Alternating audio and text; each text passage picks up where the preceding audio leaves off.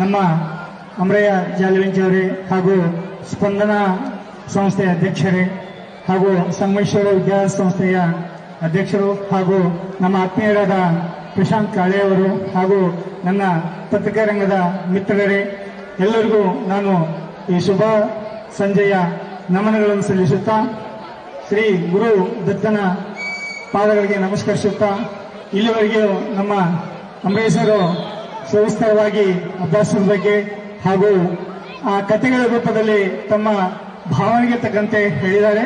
ಈಗ ನಾನು ಪಾಲಕರು ಮತ್ತು ವಿದ್ಯಾರ್ಥಿಗಳಿಗೆ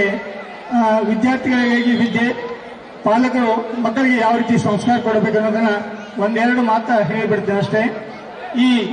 ನಾವು ನಮ್ಮ ಸ್ಕೂಲ್ ಬಂದ ಮೇಲೆ ಈ ವಿದ್ಯೆಗಾಗಿ ಇಲ್ಲಿ ಬಂದಿರ್ತಾರೆ. ನೀವು ವಿದ್ಯೆ ಅನ್ನೋದು ಬಹಳ ಮಹತ್ವದ್ದು. ಜೀವನದಲ್ಲಿ ಈ ವಿದ್ಯೆ ಮತ್ತೆ ನಮ್ಗೆ ಹೊಳ್ಳಿ ಸಿಗೋದಿಲ್ಲ.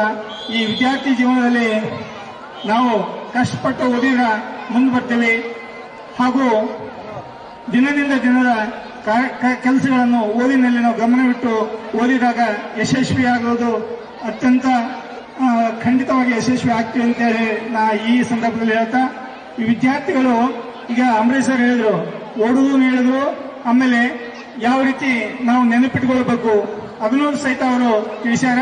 ಅದಕ್ಕೆ ವಿದ್ಯಾರ್ಥಿಗಳು ಯಾವುದೇ ಅಲ್ಲಿ ಇವತ್ತು ದಡ್ಡ ಅನ್ನೋದಲ್ಲ, ಶಾಣ್ಯರ್ ಅನ್ನೋದಲ್ಲ, ಎಲ್ಲರೂ ನಿಮ್ಮಲ್ಲಿ ಒಳ್ಳೆಯ ಒಂದು ಭಾವನೆ ಅದ, ಓದ್ತಕ್ಕಂಥ ನೆನಪಿಟ್ಟುಕೊಳ್ತಕ್ಕಂಥ ಒಂದು ಸಂಗತಿ ನಿಮ್ಮಲ್ಲಿ ಐತೆ. ನೀವು ಸರಿಯಾಗಿ ಓದಿದ್ರೆ ಉನ್ನತ ಮಟ್ಟಕ್ಕೆ ಬರ್ತೀರಿ ಅಂತೇಳಿ ನಾ ಈ ಸಂದರ್ಭದಲ್ಲಿ ಹೇಳ್ತೀನಿ. ಅದೇ ರೀತಿಯಾಗಿ ಮಕ್ಕಳಿಗೆ ನಾವು ಸಂಸ್ಕಾರವನ್ನು ಸರಿಯಾಗಿ ಕೊಡಬೇಕು. ಎಲ್ಲರೂ ತಂದೆ ಆಯ್ತು, ಗುರುಗಳಾಯ್ತು, ಎಲ್ಲರೂ ಮಕ್ಕಳಿಗೆ ಹಿರಿಯರು ಬಂದ್ರ ಅವರಿಗೆ ನಮಸ್ಕಾರ ಮಾಡೋದು, ಯಾರು ಬಂದ್ರ ಬರೀ ಕೂಡ್ರಿ ಅನ್ನೋದು, ಬಸ್ನಲ್ಲಿ ಹೋಗ್ತಿರ್ಬೇಕಾದ್ರೆ ಯಾರ ಈಗ ಗರ್ಭಿಣಿ ಸ್ತ್ರೀ ಇರಲಿ, ಮುದುಕರು ಇರಲಿ, ಅಂಗವಿಕಲರಲ್ಲಿ ಅವ್ರಿಗೆ ಸೀಟ್ ಬಿಟ್ಕೊಳ್ಳೋದು ವ್ಯವಸ್ಥೆಯನ್ನು ನಾವು ಮಾಡ್ಕೋಬೇಕು. ಆವಾಗ ಆ ವಿಷಯನ ಮಕ್ಕಳಿಗೆ ನಾವು ಸೂರ್ಯನಿಂದ ಹೇಳ್ಕೊಂತ ಬಂದ್ರ ಸಂಸ್ಕಾರ ಚಂದಗೆ ಕಲಿತಾವ. ನಾವು ಒಮ್ಮೆ ಬಂದು ದೊಡ್ಡದಾದ್ಮೇಲೆ ಹೇಳಿದ್ರೆ ಆ ಸಂಸ್ಕಾರ ಮಕ್ಕಳು ಕಲಿಯೋದಿಲ್ಲ. ಈ ಪ್ರಾರಂಭದಲ್ಲೇ ಮಗು ಚಿಕ್ಕದಿರುವಾಗಲೇ ಆ ಸಂಸ್ಕಾರದ ಬಗ್ಗೆ ನಾವು ಹೇಳ್ಕೊಂತ ಹೋದ್ರೆ ನಾವು ಮಕ್ಕಳು ಖಂಡಿತವಾಗಿ ಸಂಸ್ಕಾರ ಕಲಿತಾವ.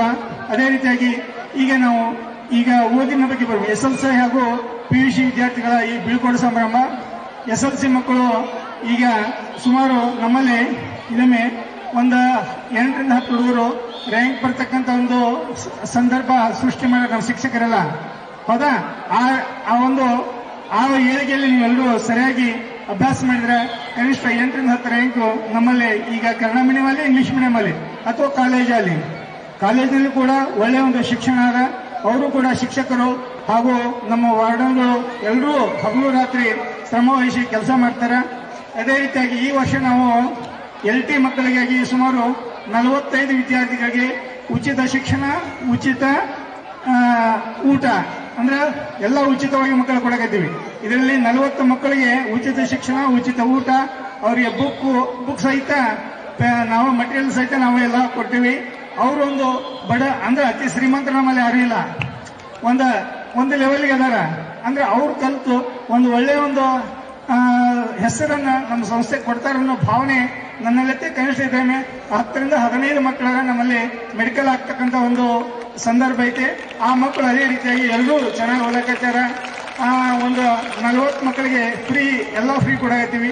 ದಯವಿಟ್ಟು ಮಕ್ಕಳು ಅರ್ಥ ಮಾಡ್ಕೊಡ್ರಿ, ಇವ್ರು ನಮ್ಮ ಸಲಾಗೆ ಫ್ರೀ ಕೊಡಕತ್ತಾರ ಅಂತ ತಿಳ್ಕೊಬೇಡ್ರಿ. ನಿಮ್ಮಲ್ಲಿ ಇರ್ತಕ್ಕಂಥ ಬಡ ಪ್ರತಿಭೆಯನ್ನು ಗುರುತಿಸ್ತೀವಿ ನಾವು. ಬರೇ ನಾವು ಶ್ರೀಮಂತರಿಗೆ ಅಥವಾ ಅದು ರೊಕ್ಕಕ್ಕಾಗಿ ಇದನ್ನು ಮಾಡ್ತಾ ಇಲ್ಲ, ದುಡ್ಡಿಗಾಗಿ ಮಾಡ್ತಾ ಇಲ್ಲ. ಆ ಬಡ ಮಕ್ಕಳಿಗೆ ಅನುಕೂಲಕ್ಕಾಗಿ 40ರಿಂದ 45 ಹುಡುಗರಿಗೆ ಎಲ್ಲ ಫ್ರೀ ಕೊಡ್ತೀವಿ. ಅದೇ ರೀತಿಯಾಗಿ PUC ಕೂಡ ಫ್ರೀ ಕೊಡಕತ್ತೀವಿ. ಇದನ್ನ ಎಲ್ರಿಗೂ ಹೇಳ್ಕೊಳ್ಳಲ್ಲ, ಆ ಸ್ವಭಾವ ನಮ್ಮಲ್ಲಿಲ್ಲ. ಆದ್ರೆ ಮಕ್ಕಳು ಅದನ್ನ ಬಳಕೆ ಮಾಡ್ಕೊಡ್ರಿ. ಈಗ ಕೆಲವೊಂದಿಷ್ಟು ಮಕ್ಕಳು ಓದಿನ ಕಡೆ ಗಮನನೇ ಕೊಡ್ತಾ ಇಲ್ಲ. SRE ಅವರು ಇವತ್ತು ಬಂದಾರ ಫಂಕ್ಷನ್ ಅದಂತೇಳಿ, ಇವತ್ತು ಅದು ಗೇಟ್ ಹೊರಗೆ ಪ್ರತಿಯೊಬ್ಬರ ಕಡೆ ಮೊಬೈಲ್ ಅದಾವ. ದಯವಿಟ್ಟು ಮಕ್ಕಳೇ, ಇದು ನಿಮ್ಗೆ ಸೆಕೆಂಡ್ ಇಯರ್ ಅನ್ನೋದು ಈ 2 ವರ್ಷ ಬಹಳ ಇಂಪಾರ್ಟೆಂಟ್. ಈ ಒಂದು ಸೆಕೆಂಡ್ ಇಯರ್ ಬಹಳ ಇಂಪಾರ್ಟೆಂಟ್. ಇದು ನಿಮ್ಮ ಜೀವನದ ಒಂದು ಬದಲಾವಣೆ ಘಟ್ಟ. ಇದು ಈಗ ನೀವು ಯಾವ ರೀತಿ ಓದಿ ಯಾವ ರೀತಿ ಪಾಸ್ ಆಗ್ತಿರಲ್ಲ ಅದ್ರ ಮೇಲೆ ನಿಮ್ಮ ಜೀವನ ಅವಲಂಬನೆ ಆಗ್ತದ. ಒಳ್ಳೆಯ ನೀವು CET ಮಾಡ್ಕೊಡ್ರಿ ಅಥವಾ ನೀಟ್ ಮಾಡ್ಕೊಂಡ್ರೆ ನಿಮ್ಗೆಲ್ಲ ಅನುಕೂಲ ಆಗ್ತದೆ. ವೆಟರ್ನರಿ ಆಗ್ಬೋದು, ಡಾಕ್ಟರ್ ಆಗ್ಬೋದು, ಇಂಜಿನಿಯರ್ಸ್ ಆಗ್ಬೋದು. ಹೌದಾ? ಎಲ್ಲರ ಕಡೆಗೂ ಎಲ್ಲ ಪ್ರತಿಭೆ ಅದ. ನೀವು ಸರಿಯಾಗಿ ಕುಂತು ಹೋಗ್ರಿ. ಕೇವಲ ಇನ್ನು 8 ದಿವಸ ಮಾತ್ರ ಟೈಮ್ ಇದೆ. ಓದಿಗಾಗಿ 8 ದಿವಸದ ಮುಂದೆ ಒಂದು 22 ದಿವಸ CET ಸಿಗ್ತದ, 1 ತಿಂಗಳ ನೀಟಿ ಸಿಗ್ತದ. ಅದಕ್ಕೆ ಮಕ್ಕಳು ನೀವು CET ಅಲ್ಲಿ ನೀಟ್ ಅಲ್ಲಿ ಪರ್ಫೆಕ್ಟ್ ಆಗಿ ಇಲ್ಲಿ ನಮ್ಮ ಕಾಲೇಜ್ನಲ್ಲಿ ಒಳ್ಳೆ ಲೆಕ್ಚರ್ಸ್ ಅದರ, ಸರಿಯಾದ ರೀತಿಯಿಂದ ನೀವು ಆ ಶಿಕ್ಷಕರನ್ನು ಬಳಕೆ ಮಾಡಿಕೊಡ್ರಿ. ಅವರು ನೀವು ಯಾವುದೇ ಟೈಮ್ ಹೋದ್ರೂ ಸಹಿತ ಆ ಶಿಕ್ಷಕ ನಿಮ್ಗೆ ಯಾವುದೋ ತೊಂದರೆ ಮಾಡದಂಗ ನಿಮ್ಗೆ ಪ್ರತಿಯೊಂದನ್ನು ವಿವರ ಮಾಡಿ ಹೇಳ್ತಾರೆ. ಅವರು ಯಾರು ಬೇಜಾರು ಮಾಡ್ಕೊಳ್ಳೋದು, ನೀವೇ ಅವ್ರ ಹತ್ರ ಹೋಗ್ಲಿಕ್ಕಂದ್ರ ಅವ್ರು ಯಾರು ಹೇಳ್ಬೇಕು ಹೇಳು, ಹೌದಾ? ಅದಕ್ಕೆ ನೀವೆಲ್ಲರೂ ಆ ಶಿಕ್ಷಕರ ಜೊತೆಗೆ ಸಹಕಾರ ಮತ್ತು ಸಹನೆಯಿಂದ ನೀವು ಯಾವುದೇ ಸಮಸ್ಯೆಗಳನ್ನ ಕೇಳಿದ್ರೆ ಹೇಳ್ತಾರೆ.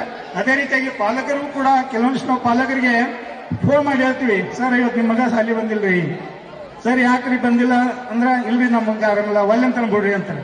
ಅಂದ್ರೆ ಪಾಲಕರು ನೀವು ನೆಗ್ಲಿಜೆನ್ಸಿ ಮಾಡಿದ್ರಂದ್ರ ಮಕ್ಕಳ ಭವಿಷ್ಯ ಹಾಳಾಗಿ ಹೋಗುತ್ತಿಲ್ಲ.